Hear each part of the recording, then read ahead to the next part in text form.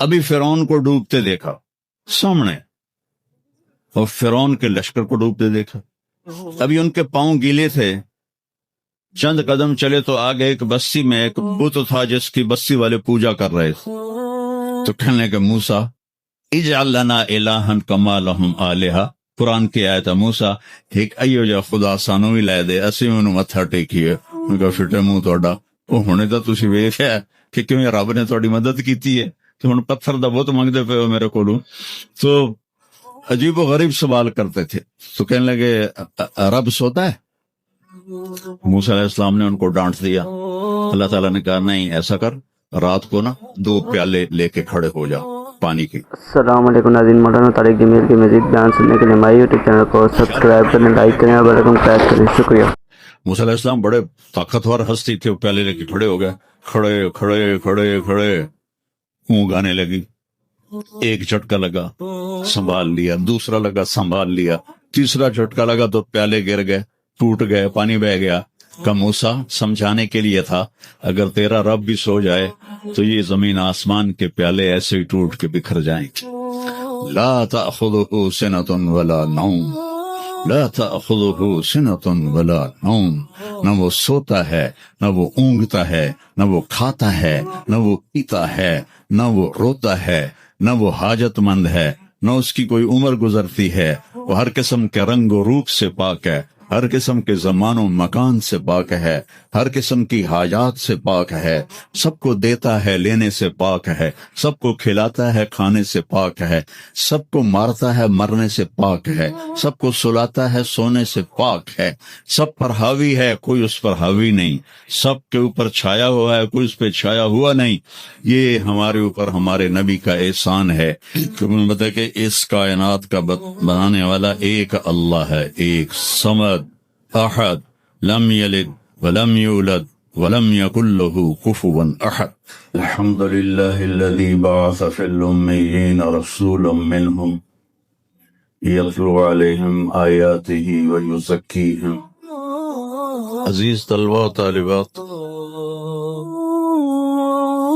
آپ بہت کچھ یہاں پڑھ رہے ہیں، اور ساری نسل ہماری یونیورسٹیز میں پڑھ رہی. چند ایک ایسے سوال ہیں جن کا جواب دنیا کی کسی یونیورسٹی کے پاس کوئی نہیں، اور بڑے سے بڑے اسکالر بھی اپنے علم سے اس کا جواب دینے میں بالکل انگوٹھا چھاپ ہیں کہ اس کائنات کو کس نے بنایا ہے. اس سوال کا جواب دنیا کے کسی علم میں نہیں ہے. ہم تو شکر مسلمان ہیں تو ہمیں ماں باپ کی گود سے ہی اللہ کا تعارف ہو گیا. بہت پرانی بات ہے، ایک چیکوسلواکین یہاں ملا تھا، رائمنڈ میں آیا ہوا تھا. تو میں نے اس سے پوچھا کہ اس کائنات کا بنانے والا کون ہے، کوئی پتہ ہے؟ کہنے لگا اسی کو ڈھونڈنے نکلا ہوں، ابھی تک تو کوئی پتہ نہیں. دوسرا سوال ہے کہ اس نے یہ کائنات بنائی کیوں ہے، وہ ہے کون؟ پھر اس نے یہ کائنات بنائی کیوں ہے، اس کا جواب بھی آپ کے پاس کوئی نہیں، کسی کے پاس بھی کوئی نہیں. پھر تیسرا سوال ہے میں کیوں پیدا ہوں؟ میں نے کوئی اپلیکیشن دی تھی،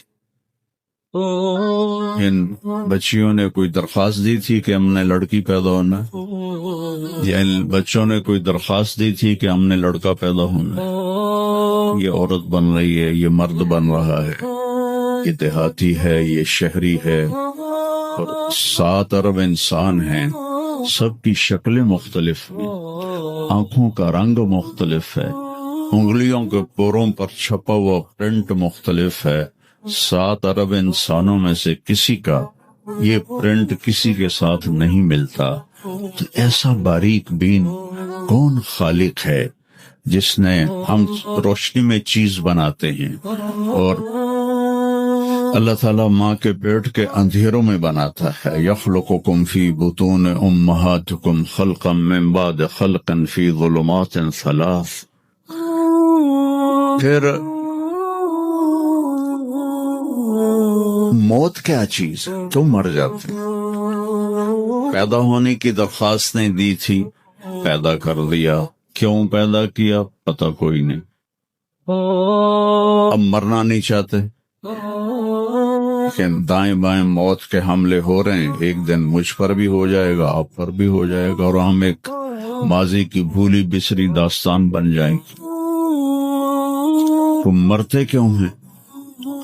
پھر کوئی جلا دیتا ہے، کوئی بہا دیتا ہے، کوئی مٹی میں ملا دیتا ہے، کوئی پرندوں کے سپرد کر دیتا ہے. پارسی وہ اوپر رکھ دیتے ہیں، گدھ آ کے کھا جاتے ہیں. تو یہ موت کیا چیز ہے؟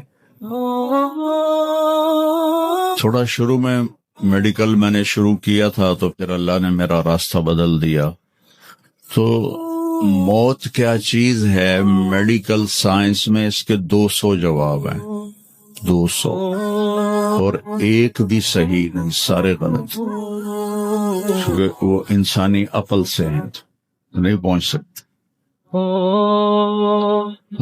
پھر موت کے بعد کچھ ہے یا مر گیا اور مٹی ہو گئے؟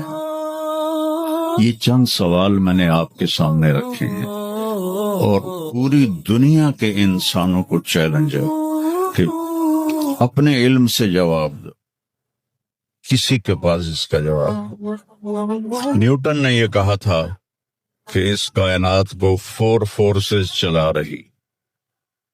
عبدالسلام نے، پاکستانی سائنسدان اور 2 امریکن سائنسدان، 1976 میں یہ ثابت کیا کہ اس کائنات کو 4 نہیں 3 طاقتیں چلا رہی.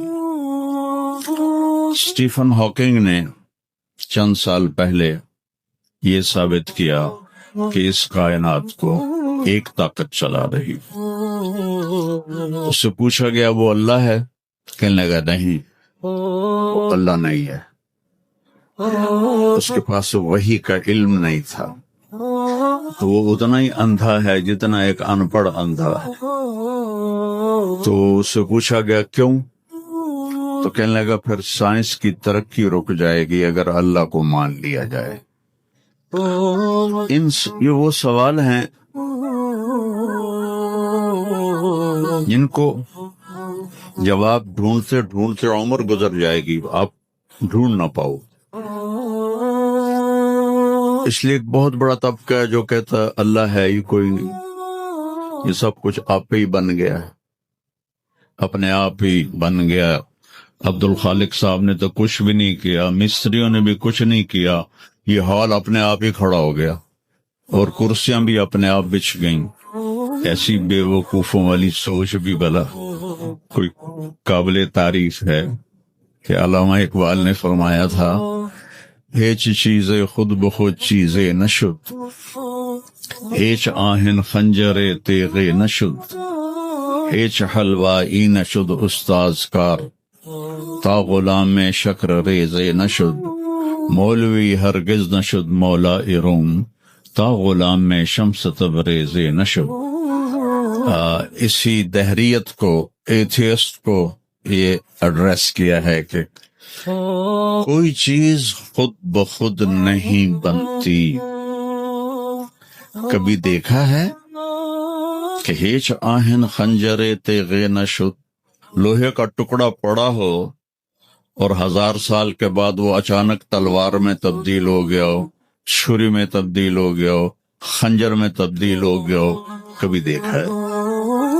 نہیں ہوتا ایسے. کوئی حلوائی اس وقت تک مٹھائی بنا نہیں سکتا جب تک کسی استاد کے پاس بیٹھ کر لڈو کو گول کرنا نہ سیکھے، اور مولوی روم، مولانا روم نہیں بن سکتے جب تک شمس تبریز جیسی شخصیت کی صحبت حاصل نہ ہو.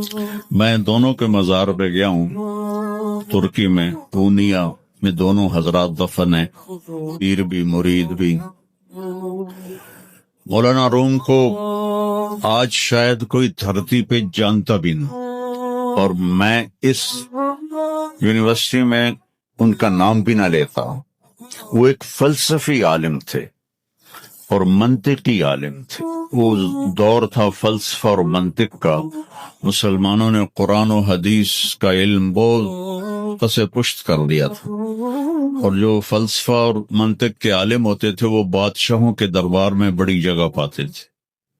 تو ان کے سامنے کتابوں کا ڈھیر تھا کے ساتھ، اور ادھر طالب علم بیٹھے تھے، انہیں وہ پڑھا رہے تھے، اور یہ کتابیں کلمی نسخے تھے ہاتھ سے لکھے ہوئے.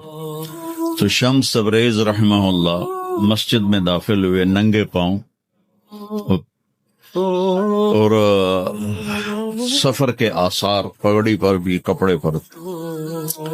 تو وہ بڑی سادگی سے پوچھتے ہیں کہ مولانا این چیست، یہ کیا ہے؟ وہ کتابوں کا ڈھیر. تو نے اس کو یوں دیکھا تو کہے تو ان پڑھ جائے چٹا انو میں کی جواب دے وہاں.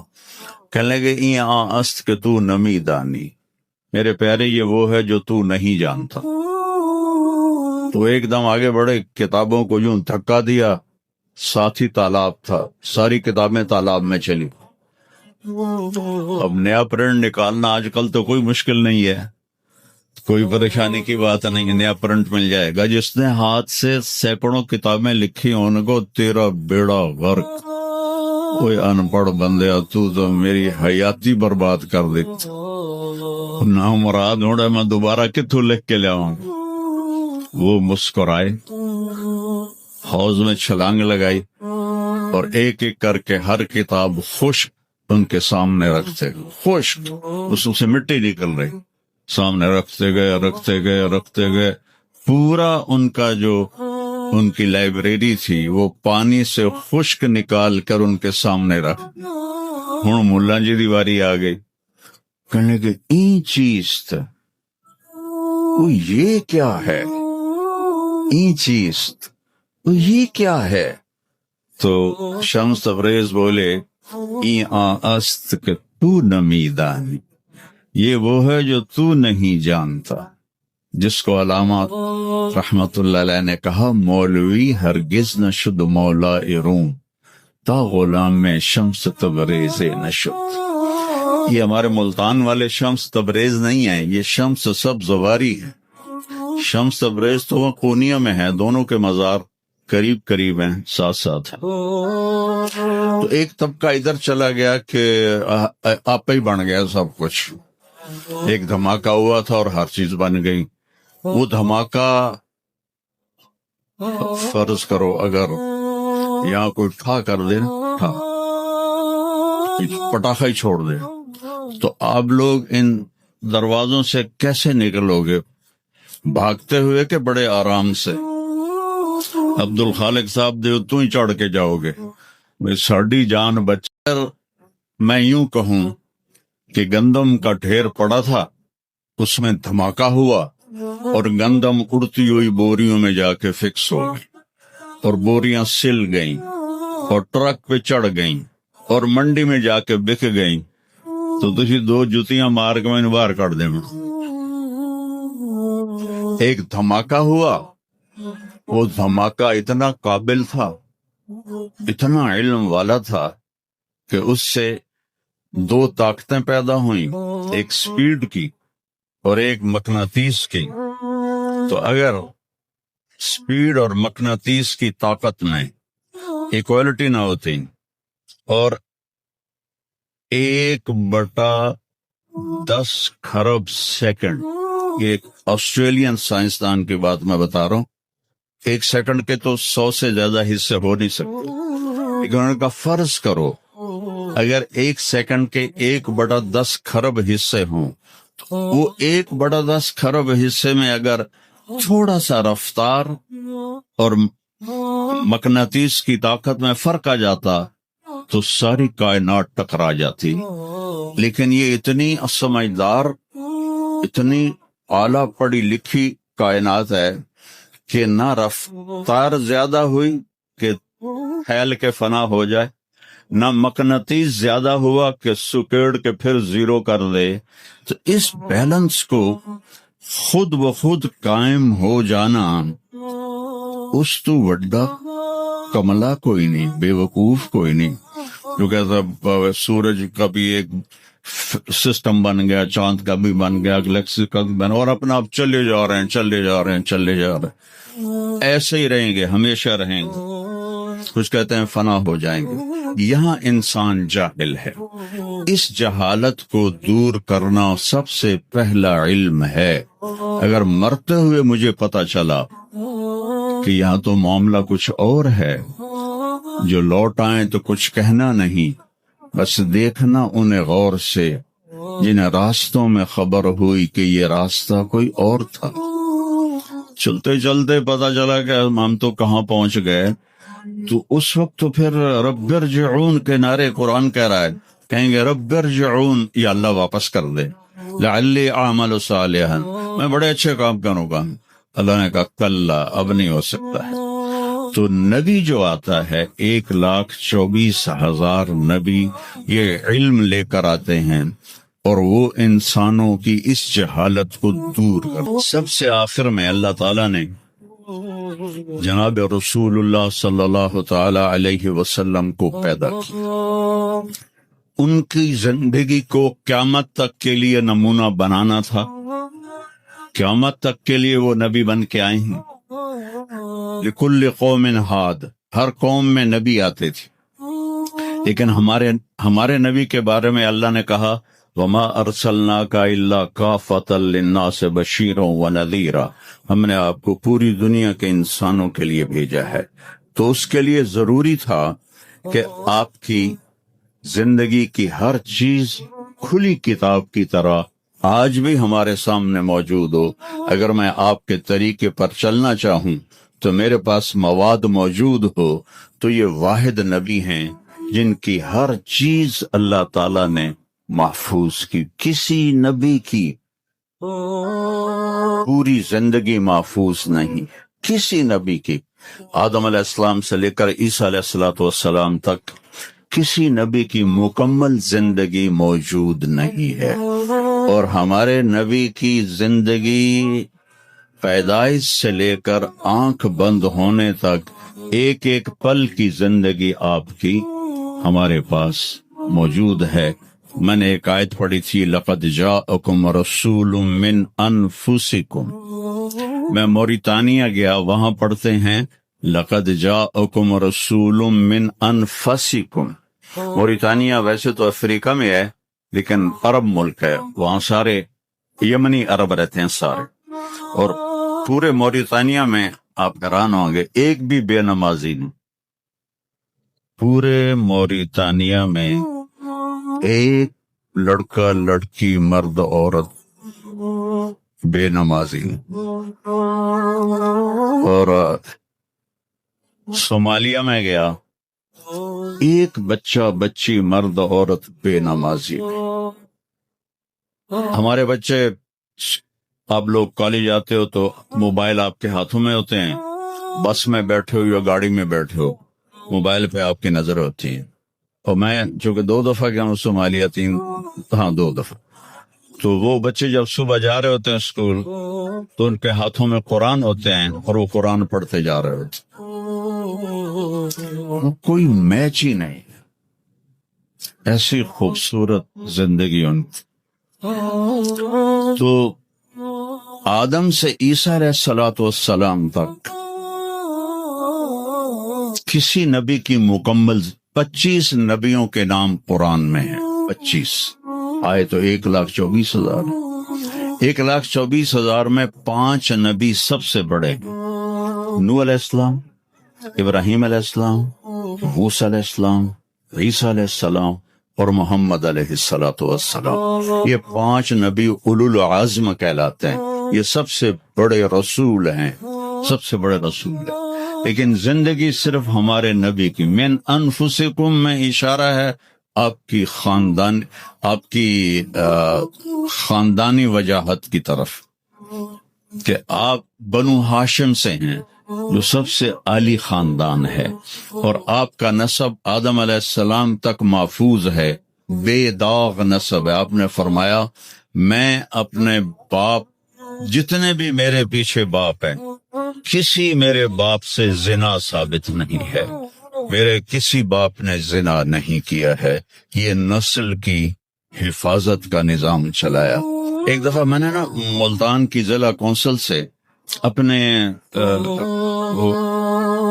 تلمبہ ہمارا ہوم ٹاؤن ہے، تو اس کے گرد ہماری زمینیں ہیں، تو میں نے اپنے بزرگوں کے دیکھنے کے لیے نام شجرے، تو وہاں سے میں نے 3 لاکھ روپیہ دے کے وہ رجسٹر نکلوایا، 1874 کا رجسٹر۔ تو اس میں 1874 سے پہلے کا تو لکھا ہوا نہیں ہے، بعد کا لکھا ہوا ہے آخر تک، تو اس میں 19 نام مجھے ملے، میں ان کو یاد نہیں کر سکا، حالانکہ میرے پہ دادے پردادے، لیکن میں یاد نہیں کر سکا، دہرانے کی کوشش کی، حافظہ بھی اللہ نے اچھا دیا، یاد نہیں، تو اس میں وہ دلچسپی نہیں تھی۔ میں نے اپنے نبی کا نسب نامہ یاد کرنا شروع کیا، اس میں 90 نام ہیں، اور میرے دل میں تھا کہ میں روضہ رسول کے سامنے کھڑے ہو کر آپ کو سلام پیش کروں گا، آپ کے نسل کا پوری پیڑھی، ہماری پنجابی میں پیڑھی کہتے ہیں، پوری پیڑھی پڑھ کے میں آپ کو سلام پیش کروں گا، کیونکہ ہمارا کلچر ہے، ہم لوکل لوگ ہیں، ہم مائگریٹڈ نہیں ہیں، نسلوں سے آباد ہے اور زمیندار ہیں، تو ہمارا ایک کلچر ہے کہ ہمارے مراسی ہوتے ہیں، وہ آ کے ان کا کوئی کام نہیں ہوتا، سرداریاں کہیں دیر آباد، میاں طارق جمیل دے، میاں اللہ بخش دے، میاں نیت علی دے، میاں گانے دے، میاں جہانے دے، ابو مینو بھی نہیں پتا، وہ پڑھی جاندے، اور وہ لے کے جاتے ہیں دانے، لے کے جاتے ہیں پیسے، ان کی بچیوں کی شادیاں کرواتا ہوں، بیمار ہو جائیں علاج کرواتا ہوں، اور کام وہ دھیلے کا نہیں کرتے۔ ایک مراسی اپنے بیٹے کو لے کر آ گیا، میں ڈیرے میں تھا، کہنے لگا میاں صاحب ہمارا ٹائٹل وہاں میاں صاحب میرے پوتر نو نوکری لوا دی۔ میں نے کیا کدی مراسیاں نوکری کیتی ہے پہلے؟ کہنے لگا بھوکے مر گئے ہیں، دیرے اجڑ گئے، زمیندار شہرانو بڑھ گئے، تو سوا کوئی سانو خیرات ہی نہیں لبدی، تو چلو کوئی نوکری کر لوے۔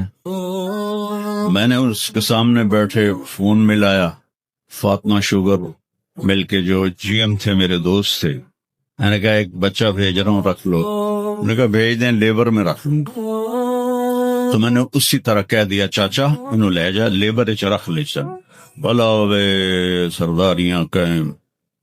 چوتھے دن دونوں پھر میرے ڈیرے پر، میں کہا تینوں تو مظفر گڑھ بھیجے آئی تو واپس کیوں آ گیا؟ تو اس کا باپ کہتا ہے میاں صاحب میں سمجھا لیبر کوئی وڈا افسر ہوندا ہے، تو میرا پتر افسر ہو سی، انہیں تو بوریاں چوا چوا چوا دی کنڈ بن چھڑی۔